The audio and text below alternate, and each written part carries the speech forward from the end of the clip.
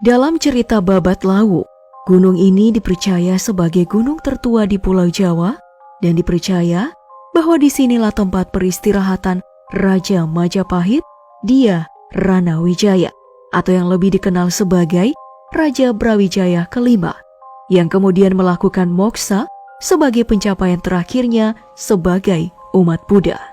Ia melakukan moksa sebab merasa terusik oleh perbuatan anak-anaknya yang memilih mendirikan kerajaan baru dan memeluk agama yang berbeda. Karena itu, ia melihat tanda-tanda kejayaan Majapahit telah memudar.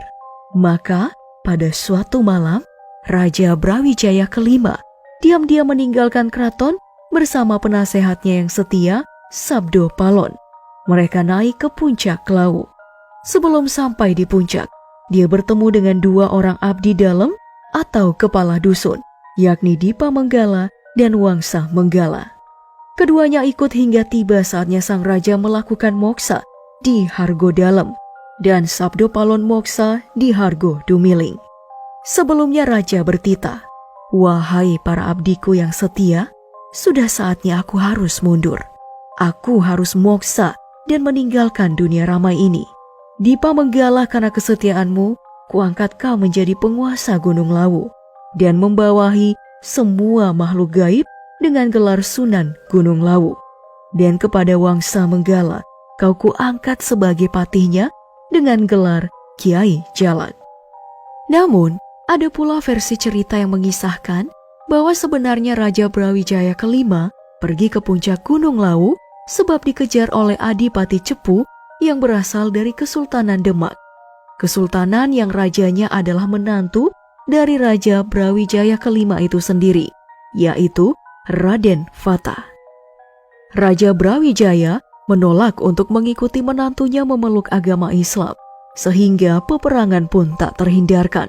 Sang raja memilih bersembunyi di gunung ini bersama dua pengabdi setianya, yaitu Dipa Menggala dan Wangsa Menggala.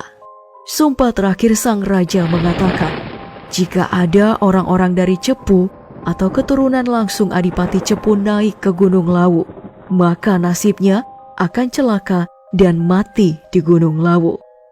Gunung Lawu kemudian menjadi saksi runtuhnya kerajaan Majapahit. Namun, apakah sumpah itu masih berlaku hingga saat ini? Tidak ada yang tahu pasti.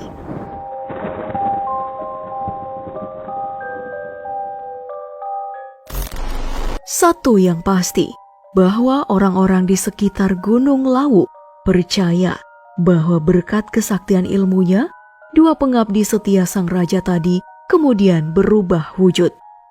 Sunan Gunung Lawu menjelma menjadi makhluk gaib, dan Kiai Lawu menjelma menjadi seekor bulung jalak berwarna gading. Jika seseorang yang berniat baik akan mendaki, burung jalak jelmaan Kiai Jalak akan muncul untuk memberi petunjuk jalan menuju puncak. Sebaliknya, jika ia berniat jahat, maka nasibnya akan naas. Tak hanya burung jalak, jika kamu mendaki dan bertemu seekor kupu-kupu hitam yang mengeluarkan cahaya kebiruan, maka itu penanda bahwa kehadiranmu diterima di gunung ini. Dan jika kamu bertemu dengan seekor kijang berbulu emas, tunggulah kijang itu hingga mengeluarkan kotoran. Bawalah pulang kotoran sang kijang itu, sebab orang-orang di sana percaya hal itu akan memperlancar rezekimu. Apakah kamu tertarik mencoba peruntungan dengan cara ini?